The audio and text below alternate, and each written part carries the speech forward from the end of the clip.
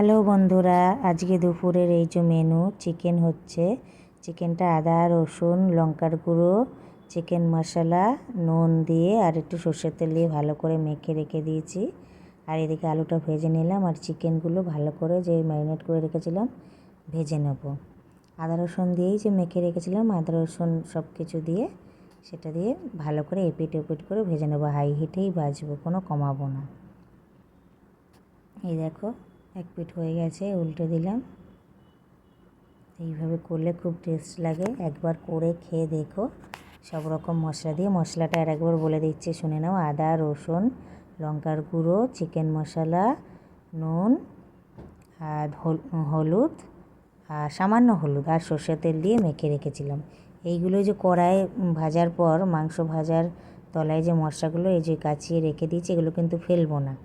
এইগুলো একসাথে কষার সময় দিয়ে দেবো। এইভাবে মাংসটা করলে বেশিক্ষণ কষাতে লাগে না। শুকনো লঙ্কা তেজপাতা ফোড়ন দিয়ে দিলাম। আর এই যে পেঁয়াজটা ভালো করে লাল লাল করে ভেজে নেব। আর ভাজা হয়ে গেলে তারপর আদা আর রসুন গ্রেট করা দিয়ে দেবো। তোমরা বাটাও দিতে পারো, আমি এখানে আদা আর রসুন গ্রেট করা দিয়ে দিলাম। এটা দিয়েও ভালো করে কষিয়ে নিয়ে তারপর টমেটো দিয়ে দেবো।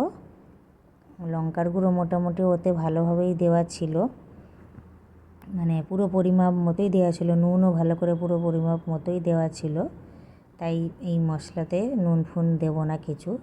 লাস্টে যদি লাগে তো তারপর দেবো। তো ভালো করে কষিয়ে চিকেনটা দিয়ে আলুটা দিয়ে এই যে কষিয়ে নিলাম। এবার পরিমাণ মতো জল দিয়ে দেবো। এই যে কাঁচা লঙ্কা দিয়ে দিলাম। এইটা বেশিক্ষণ ফোটাতে লাগে না, যেহেতু চিকেনগুলো পুরোপুরি ভাজা। তো এই দেখো হয়ে গেছে। আর এদিকে চিংড়ি দিয়ে একটা তরকারি করব। কুমড়ো সজনে ডাঁটা ঝিঙে আলু দিয়ে একটা তরকারি করব।